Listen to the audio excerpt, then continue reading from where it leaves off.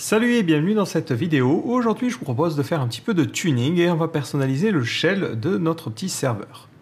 Donc un shell, qu'est-ce que c'est? C'est l'interpréteur de commandes. Donc globalement, c'est le système sur lequel on est en train de taper des commandes pour qu'elles soient comprises par le serveur. Donc jusqu'à maintenant, on a utilisé Bash. C'est le shell qui est proposé par défaut sur Debian, mais il faut savoir qu'il en existe d'autres qui peuvent faire des choses un petit peu plus poussées. Et l'un des plus connus, c'est ZSH. Donc ZSH va vous apporter un tas de fonctionnalités supplémentaires qui vont vous permettre de taper des lignes avec un meilleur confort. Donc ce que je vous propose aujourd'hui, c'est de découvrir comment l'installer, comment le configurer, et ensuite on verra comment installer OhmyZSH, qui est un framework que l'on va mettre par-dessus pour pouvoir personnaliser le truc encore plus. Donc ceci dit, on est parti. Donc la première chose à faire, c'est d'installer ZSH. Donc très simplement, on va le faire en utilisant le gestionnaire de paquets, en faisant un coup de sudo apt-get install ZSH. Automatiquement, il va nous demander si on veut charger les dépendances, on répond oui, et il va installer ZSH. Si on souhaite basculer de Bash vers ZSH, il nous suffit de taper la commande ZSH. Donc automatiquement, on va arriver sur un premier message qui est un message qui nous dit c'est la première fois que vous lancez ZSH, qu'est-ce que vous voulez que je fasse? Est-ce que vous voulez que je crée un fichier de configuration ou non? Donc là, vous choisissez l'option qui vous correspond le mieux. Donc soit on crée un fichier vide, soit on crée un fichier qui est déjà un petit peu préconfiguré. Donc si vous ne savez pas trop quoi faire, vous répondez Q, c'est-à-dire que vous n'allez absolument rien faire, et automatiquement, la prochaine fois, il vous reposera la même question. Donc là, je suis passé sur ZSH. On voit que l'interpréteur a légèrement changé, c'est pas foufou. Et maintenant, je suis sur ZSH. Alors, qu'est-ce que ça apporte de plus? Vous allez me dire, parce qu'au final, ça permet juste de taper des commandes. Ça apporte déjà une meilleure autocomplétion. Par exemple, si je veux me rendre dans le dossier var log, lorsque je fais cd var et que j'appuie sur tab, automatiquement, il complète et il rajoute un slash. Et après, j'ai plus qu'à taper log. Et là, il ne sait pas trop où je veux aller. Donc, dès que j'appuie sur tab, il me montre la liste. L'avantage, c'est que si j'appuie encore sur tab, il va autocompléter avec le premier. Si je veux compléter avec log, je fais log et j'appuie sur tab. Là où, à chaque fois que j'appuie sur tab, Bash me referait une ligne. Là, c'est plus simple. Donc ZSH dispose ensuite de tout un tas d'autres fonctionnalités. Ces fonctionnalités, il va falloir les activer ou les désactiver suivant les besoins en utilisant le fameux fichier ZSHRC. Donc ce que l'on va faire, c'est qu'on va quitter Bash et on va relancer ZSH. Donc il va nous reposer la même question et cette fois-ci, on va lui dire qu'on veut le fichier de configuration par défaut. Donc vous voyez que lorsqu'on a chargé le fichier de configuration par défaut, le shell a un petit peu changé. Il a une couleur bizarre maintenant et j'ai les commandes à droite. Si on veut voir la configuration qui a été faite, il nous suffit d'éditer le fichier ZSHRC. Alors hop, je ne suis pas dans le bon dossier, donc c'est dans mon dossier utilisateur, donc je vais faire d'abord un CD, puis je refais un coup de vim ZSHRC. Je vais activer la coloration syntaxique, je suis sur un nouveau serveur, donc il n'y a absolument rien. Donc d'abord, on a un système d'autoloader qui permet de charger différents thèmes, on en reparlera un petit peu plus tard. Ensuite, on a des set options. Donc globalement, vous allez pouvoir activer ou désactiver des options suivant vos besoins. L'ensemble des options sont listées sur la documentation de ZSH et vous permettent de faire des trucs plus ou moins poussés. Globalement, ZSH, il faut vraiment se l'approprier. Vous allez voir qu'il y a tout un tas de personnalisation. Chacun partage un petit peu son ZSHRC parce qu'il y a beaucoup de choses à activer ou désactiver suivant les besoins. Et globalement, ici, il nous a mis une configuration par défaut.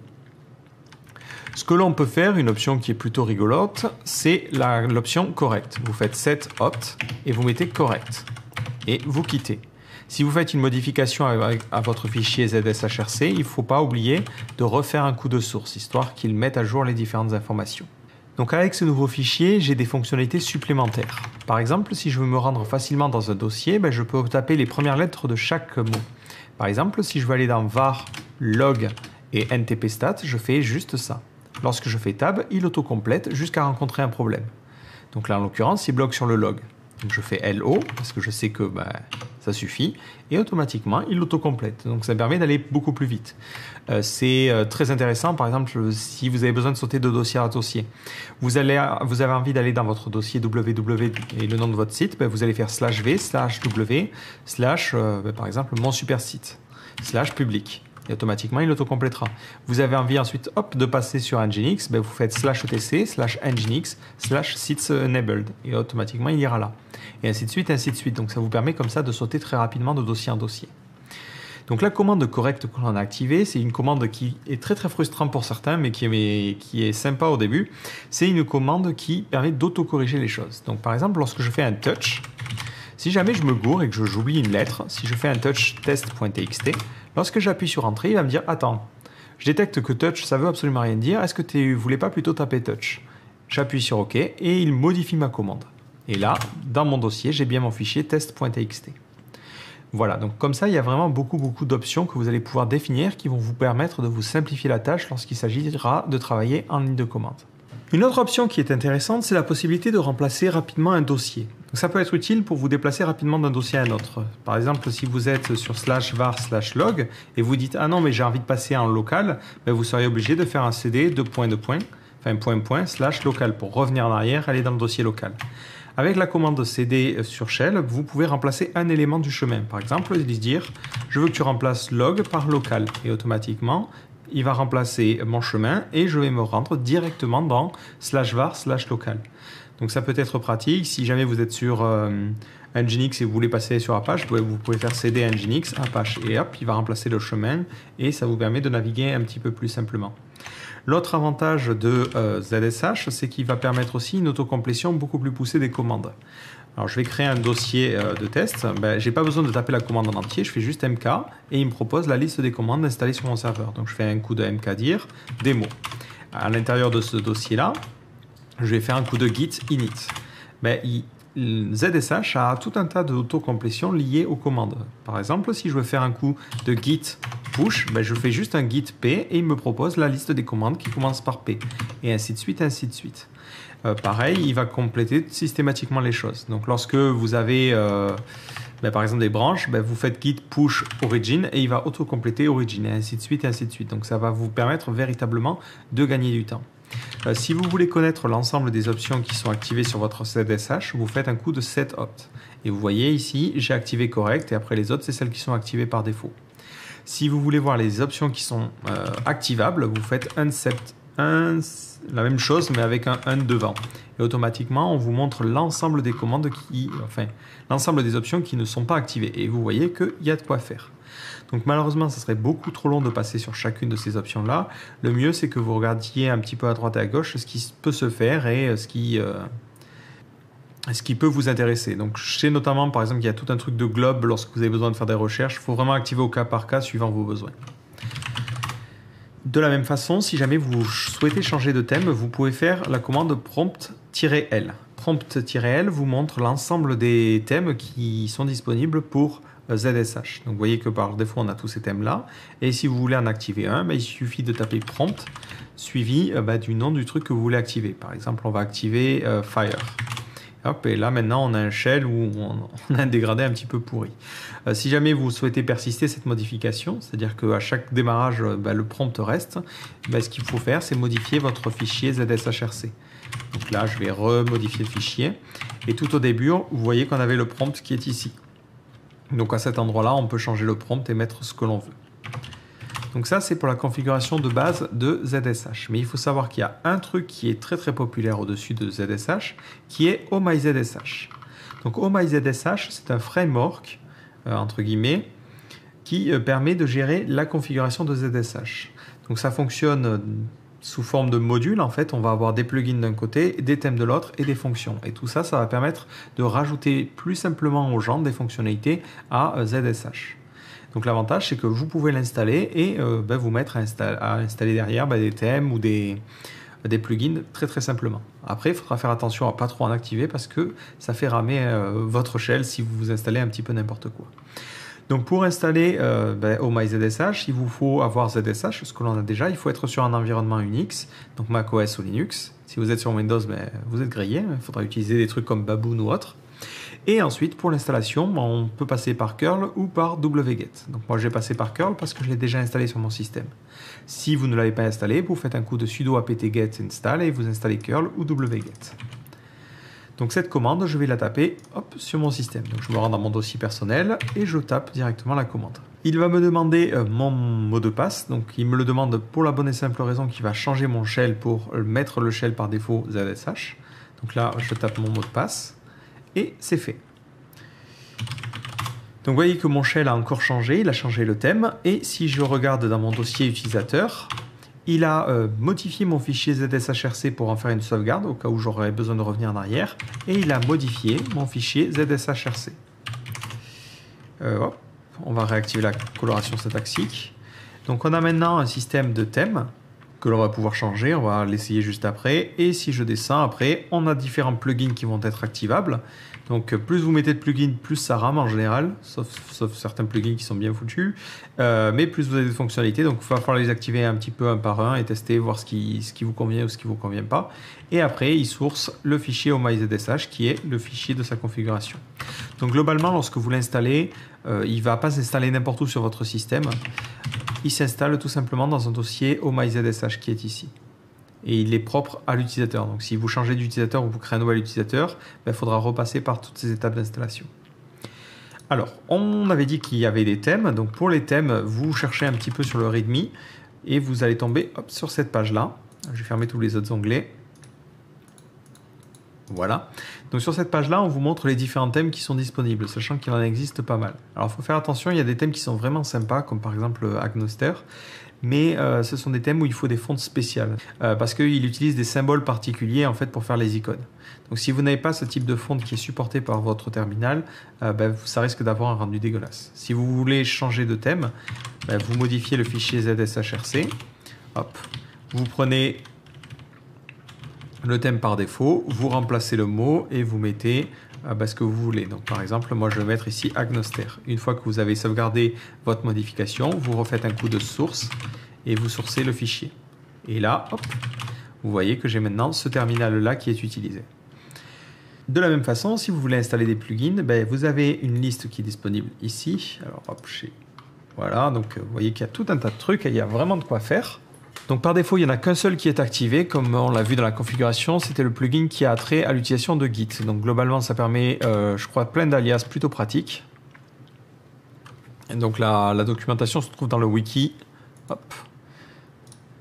du dépôt. Donc globalement, ça vous donne tout un tas d'alias pour manipuler Git plus simplement. Donc plutôt que de vous taper des longues commandes chiantes à écrire, vous avez des alias qui vous permettent d'aller plus vite. Donc ce que l'on va faire, c'est qu'on va essayer d'activer un plugin, histoire de voir un petit peu ce que ça donne, et on va utiliser le plugin sudo. Donc le plugin sudo, il vous permet de rajouter sudo en appuyant 2 fois sur échappe, ce qui a l'air plutôt sympa. Donc pour activer un nouveau plugin, il suffit de modifier le fichier .zshrc. Hop. On va à l'endroit où on a notre plugin Git. Donc, ouais, c'est ça. Et ce que l'on fait, c'est qu'on rajoute le plugin que l'on souhaite activer, sudo. Une fois que l'on a sauvegardé notre modification, on ressource notre ZSHRC et ensuite on peut utiliser notre système. Donc par exemple, je veux modifier le fichier test que j'ai créé tout à l'heure, j'appuie 2 fois sur échappe et il rajoute sudo. Voilà, ça peut être plutôt pratique si, comme moi, vous oubliez d'écrire sudo à de nombreuses commandes. Et ainsi de suite, ainsi de suite. Donc vous pouvez vraiment ajouter plein de fonctionnalités. Après, le fichier ZSHRC que vous avez ici, c'est un fichier ZSHRC classique. Donc, il ne faut pas hésiter. Si vous avez envie de rajouter des choses, hop. Par exemple, je vais réessayer de faire un touch de test.txt.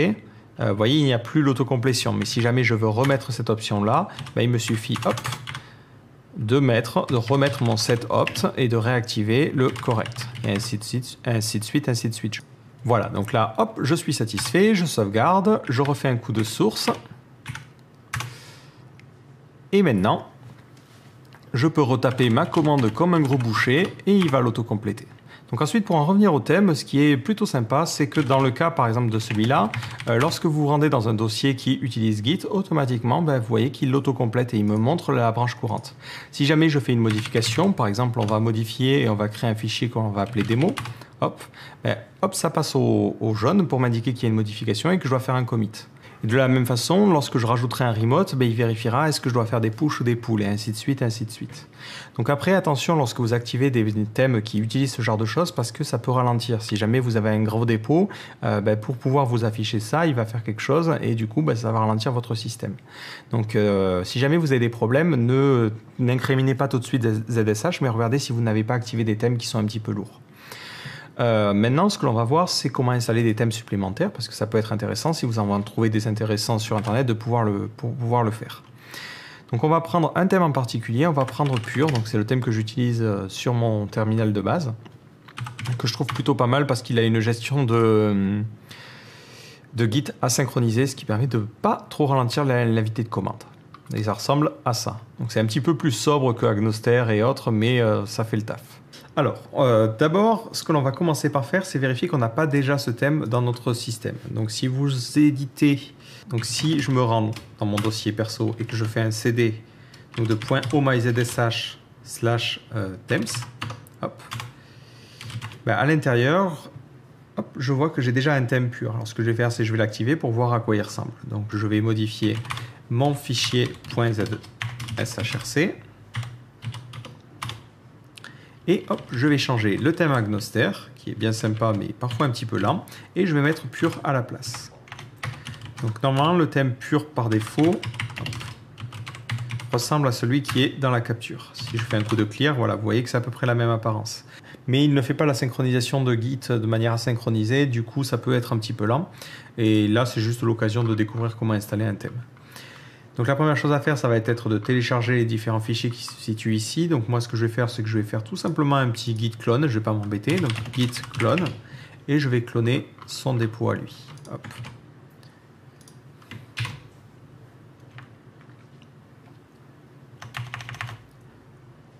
Et je vais le laisser dans un dossier pur. Donc pour ensuite utiliser le thème, je vais commencer par supprimer le thème qui est déjà dans omyzsh. Donc c'est le thème qui s'appelle pur. Voilà, et je vais déplacer le thème que j'ai cloné, donc en faisant un MV. Donc c'est dans le dossier. Donc vous voyez que c'est vraiment pratique d'avoir l'autocomplétion. Je fais pur et ensuite pur.z et hop, il autocomplète zsh thème zsh et je vais le mettre à la place du fichier que je viens de supprimer. .omyzsh.themes. Et ensuite, c'est pur.zsh-theme. Si j'essaie de refaire un coup de source, ça va planter parce que ce fichier-là a besoin d'un autre fichier qui est le fichier async, qui permet de gérer la synchronisation de Git de manière asynchronisée.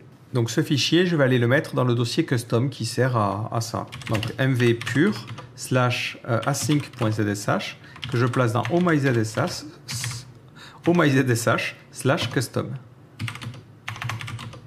Et je vais l'appeler async.zsh. Donc une fois que ça c'est fait, mais il me suffit de refaire un coup de source .zshrc. Hop, voilà. Et vous voyez, j'ai mon autocomplétion comme ceci. Donc si j'essaie de me rendre dans mon dossier démo par exemple, je vois qu'il récupère la branche. Alors par contre, je vois que ça fait absolument n'importe quoi. C'est parce que j'ai changé un thème par un thème qui existait déjà. Vous inquiétez pas, c'est tout à fait normal. Ce que l'on fait, c'est que l'on quitte le shell ZSH et on le relance. Et là, vous voyez que ça refonctionne correctement. Donc, si je me rends dans mon dossier démo, hop, je vois que automatiquement, j'ai récupéré la branche et normalement, le nom de l'utilisateur et le serveur qui est affiché ici sur le thème par défaut est affiché au-dessus. Et j'ai quelque chose qui est proche de ce qui est proposé ici. Donc après, si vous voulez les mêmes couleurs, je crois qu'il précise ce qu'il utilise. C'est un petit peu différent de ce que j'ai là. Mais là, ça ne se gère plus au niveau du serveur, mais véritablement au niveau du terminal que vous utilisez. Mais voilà, là, on a maintenant personnalisé notre terminal et on a quelque chose de plutôt sympa. Alors, un dernier petit outil qui est encore plus pratique, c'est TMUX. Donc, TMUX, c'est un multiplexeur de terminal. Globalement, ça va vous permettre d'avoir plusieurs fenêtres dans votre fenêtre. Donc, pour l'installer, on peut passer par le gestionnaire de paquets. Mais juste avant, je vais faire un coup de sudo. Alors, j'appuie 2 fois sur échappe. Et de apt cache policy. Et je demande la version pour TMUX. Je veux juste vérifier la version qui est disponible. Donc, actuellement, c'est la version 1.9.6. Et moi, je veux la version 2.1.3, la version la plus récente. Donc, je vais prendre cette version-là. Je vais copier le numéro de la version. Et je fais un coup de sudo apt-get install TMUX. Et je vais lui demander spécifiquement cette version-là. Oui, je veux installer les paquets nécessaires. Alors c'est tout simplement parce que derrière on va installer des plugins et si on a une version qui est trop vieille, ça va nous faire galérer. Donc là on s'assure d'avoir les bonnes versions. Une fois que l'on veut lancer TMUX, il nous suffit de faire la commande TMUX. Donc non, je ne veux pas autocompléter, je sais ce que je tape. Donc j'arrive ici sur un truc qui ressemble un peu à ce que j'ai, si ce n'est que je ne suis pas sur le bon shell. Voilà. Et vous allez me dire, ouais, mais qu'est-ce que ça change? Ça change qu'on va pouvoir séparer et avoir plusieurs fenêtres. Donc pour séparer notre fenêtre, on fait CTRL-B suivi de la commande que l'on souhaite taper. Donc CTRL-B suivi de pourcentage, ça sépare comme ça en 2 fenêtres. Si je veux passer d'un panneau à l'autre, je fais CTRL-B, O. Et hop, CTRL-B, O, et je passe d'un panneau à l'autre. Si je veux séparer et créer un panneau vertical, je fais CTRL-B, tirer, et hop, j'ai un nouveau panneau. Et après, je cycle comme ça entre les différents panneaux. De la même manière, si je fais CTRL-O, ça me permet de switcher carrément des panels et de les passer, de les bouger, de les déplacer. Donc par défaut, il fonctionne avec 3 niveaux. Vous avez le niveau de session. Donc lorsque vous faites un coup de TMux, vous créez une nouvelle session. C'est la session sur laquelle je suis. À l'intérieur de cette session, vous avez plusieurs fenêtres. Donc là, je suis sur une seule fenêtre qui est ici. Si je veux en créer une nouvelle, je fais CTRL-B, je lâche tout, C. Et hop, je crée une nouvelle fenêtre que vous voyez ici. Et cette nouvelle fenêtre peut avoir autant de splits que je veux. Donc les splits, c'est ce que l'on a vu, des splits verticales ou horizontales. Si je veux passer d'une fenêtre à l'autre, je fais CTRL-B, N. Et hop, je rebascule à l'autre fenêtre. Donc je peux comme ça avoir plein de choses et plein d'opérations qui sont lancées en simultané. Ça fonctionne simplement. Si je fais CTRL-B suivi de W, hop, j'ai la liste des différentes fenêtres et je peux passer de l'une à l'autre. Alors comme ça, c'est pas forcément facile de s'y retrouver. Donc ce que vous pouvez faire, c'est les renommer en faisant CTRL-B, virgule. Donc là, la fenêtre, je l'appellerai par exemple configuration de Nginx. Hop. CTRL-B suivi de W, je vais sur Bash. Et sur Bash, là, j'imagine que je suis en train de regarder les logs. Donc je fais CTRL-B, puis virgule, et hop, je l'appelle log. Et ainsi de suite, ainsi de suite.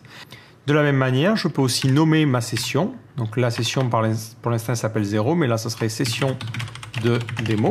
Hop. Et je vois que je suis sur la session de démo. Alors, le nom n'est pas forcément idéal. On va l'appeler juste démo, parce que sinon c'est trop long et du coup ça empiète sur le reste. Voilà, et sur cette session-là, j'ai 2 fenêtres. Si je veux m'en aller, je fais un coup de CTRL-B, D. Et automatiquement, ça quitte. Si je veux relancer une session, je fais TMux. Et là, ça va relancer une session vide et ça va lui donner un nom par défaut. Mais si je veux me réattacher à la session qui est déjà disponible, je fais TMux, attach, ou pas, -T, et je mets ma session démo. Hop. Et je reviens sur ma même session avec les trucs qui sont en cours et je peux continuer à naviguer. Donc après TMux, on peut lui greffer différents plugins. Donc il y a un plugin qui est plutôt pas mal pour TMux qui s'appelle TMux Resurrect. Donc, globalement, ça permet de persister les sessions TMux même lorsque vous redémarrez votre système, ce qui peut être plutôt pratique. Donc pour l'installer, il faut commencer par installer le plugin manager qui va vous permettre ensuite d'installer plus facilement n'importe quel plugin. Donc pour installer le plugin manager, on commence par cloner. Hop.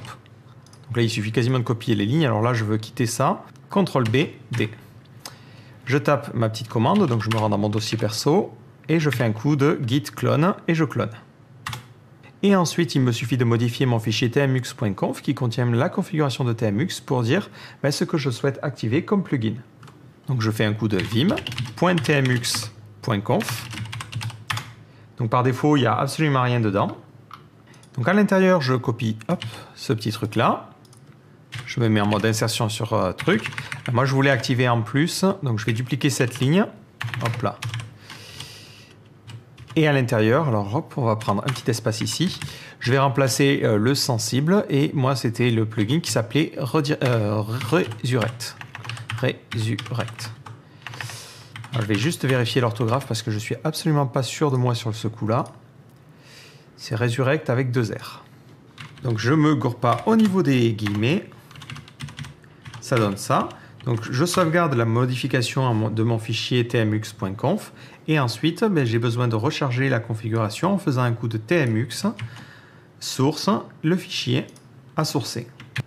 Et maintenant, si je fais un coup de tmux, pour installer les plugins que j'ai mis dans mon tmux.conf, je fais CTRL-B suivi de I majuscule.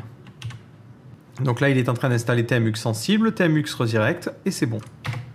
Si je souhaite maintenant sauvegarder ma session, il me suffit de faire CTRL-B, CTRL-S. Vous voyez qu'en bas, il me marque « Mon environnement a bien été sauvegardé ».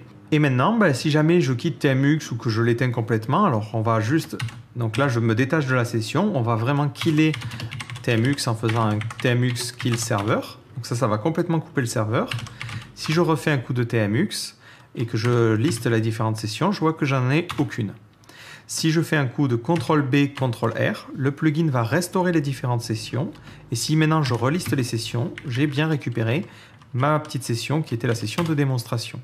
Voilà, donc c'est plutôt pratique, comme ça, si jamais on veut persister des choses à chaque redémarrage. Donc moi, ce que j'ai fait sur mon système, c'est que j'ai créé plein de sessions qui me servent à différents cas d'utilisation, et comme ça, je peux les restaurer et les réutiliser rapidement. Donc je vais me redétacher, Et je vais vous montrer mon fichier de configuration. Donc j'ai créé un dépôt Git qui contient mes configurations à moi. Donc c'est graphicart/.files. Hop. Donc de manière générale, je vous conseillerais quand même de lire pour comprendre ce qu'il y a dans ces différents fichiers. Là, je vais juste vous montrer le résultat. Donc je vais copier ça et je vais modifier mon fichier tmux.conf. Donc je fais un coup de vim tmux.conf. Hop. Donc je remplace tout jusqu'à la fin. Et j'y colle mon contenu. Donc je sauvegarde. Hop. Je refais un coup de tmux source et je vais charger mon fichier tmux.conf.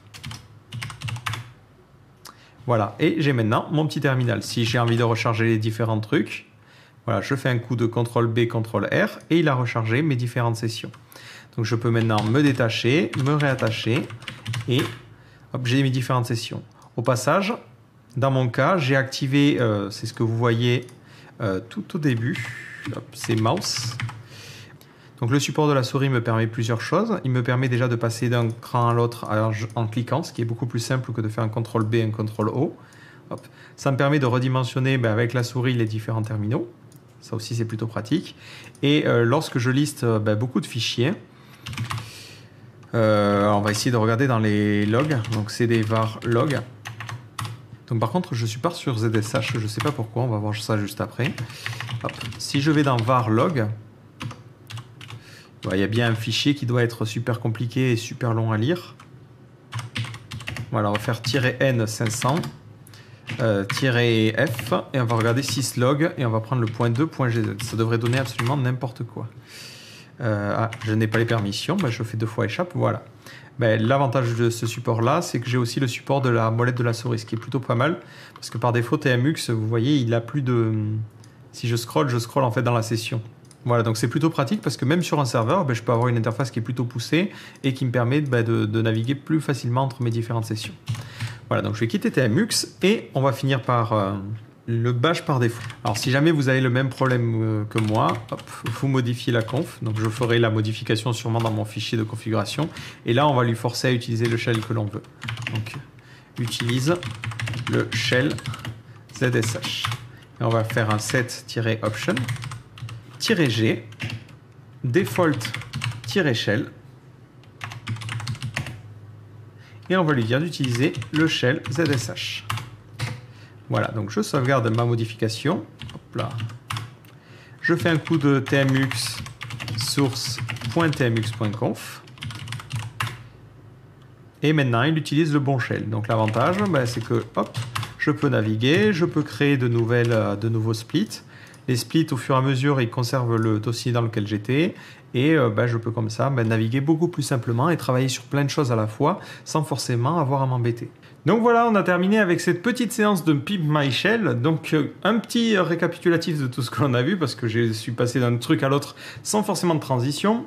Donc globalement, pour personnaliser notre shell, on a remplacé Bash, qui est le shell par défaut de Debian, par ZSH, qui offre une meilleure autocomplétion et la possibilité d'une meilleure configuration. Donc on peut activer l'autocorrection, par exemple, si on est un petit peu dyslexique sur le clavier. On a par-dessus mis OhmyZSH, qui est une sorte de framework qui permet de rajouter des fonctionnalités par-dessus. Donc l'avantage, c'est qu'avec OhmyZSH, on peut installer des plugins pour rajouter des fonctions et on peut ajouter des thèmes pour personnaliser le truc pour que ça ait une meilleure apparence.